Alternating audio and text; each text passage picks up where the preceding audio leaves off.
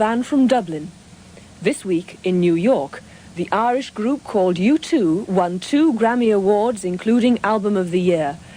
They've sold more than 20 million albums and in the past 2 years grossed over $40 million worldwide.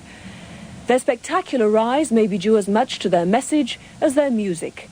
They sing about injustice and commitment and somehow seem to be capturing the emerging consciousness of a generation. But if you've never heard them, don't get the wrong idea. Their music has all the pulse and passion of good old-fashioned rock and roll. It's just that they figured out how to make an unlikely song a hit. A song about the assassination of Martin Luther King.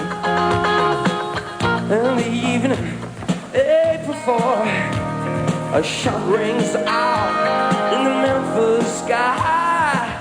Free at last, they took your life. They can never take your pride. There are no supersized video screens or million-dollar sets.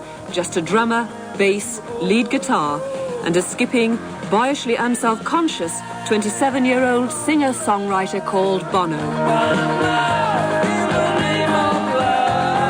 Bono's combination of sensual theatricality and moral purpose have lovesick teenagers and hardcore idealists, both describing him with one 4-letter word: good. Good. That's an amazing... I've never been described that way before. Not by my friends, at least. People think because I'm attracted to people like Martin Luther King and write songs about Martin Luther King, or because I'm interested in the peace movement, that I'm somehow, this very peaceful person and, a righteous man. And nothing could be further from the truth. The reason I'm attracted to the peace movement is because I'm the last person to turn the other cheek, really. You see this flag? It's the flag of my country. I was watching you last night in concert and the Irish flag was brought up from the audience and you said, "What colours do you see?" What colour do you see? They shouted back, green and white. White's not a colour. Sometimes all I see is red. And then you said something like, "I see sometimes only red." I don't know what you meant by that. I'm a little wary of flags in a way. Of course, I'm proud of the Irish flag, but there's a lot of bloodshed has been part of that flag.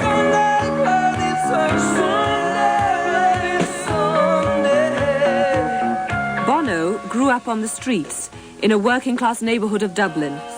Born of a Catholic father and a Protestant mother, in a land still suffering through a religious war, he proudly calls himself a militant pacifist. And this battle's yet begun.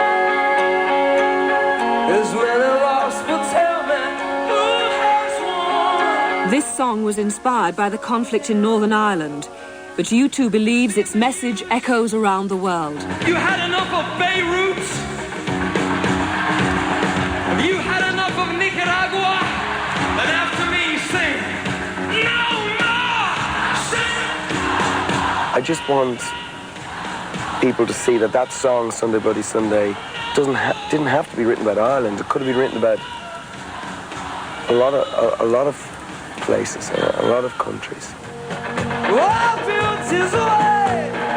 I have a dream that one day there'll be no more countries, there'll be no more conflict, and that if there is a flag, that flag would be the white flag. That's my dream, and I'm going to work to make that dream come true. I know that as a worldview, that kind of thought is usually thought to be overly naive. People like Henry Kissinger would probably laugh at it. Jay Cox covers national affairs for Time magazine and wrote a cover story on U2. I think what basically comes through to the people who are listening to U2 is a confirmation that in a very cynical and selfish time, the 80s, it's not only okay to be idealistic, it's necessary to be idealistic. I think that when you see a band wearing its heart on its sleeve so boldly, you can take a lot of confidence from that band, from their gesture and from what they're saying, and that you can make your own commitment through their leadership.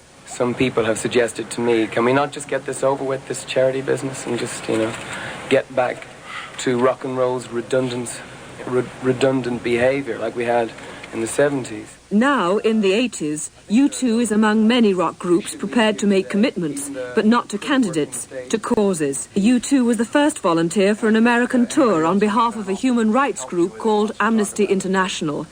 Jack Healy is Amnesty's American director.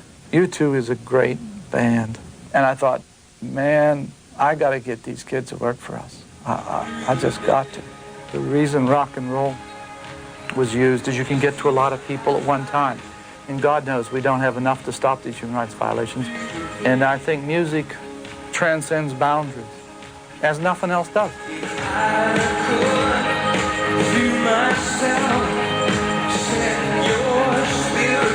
Rock and roll is about anything you want it to be about. I really think it can be stretched in the way it used to be in the 60s. It's also conservative now.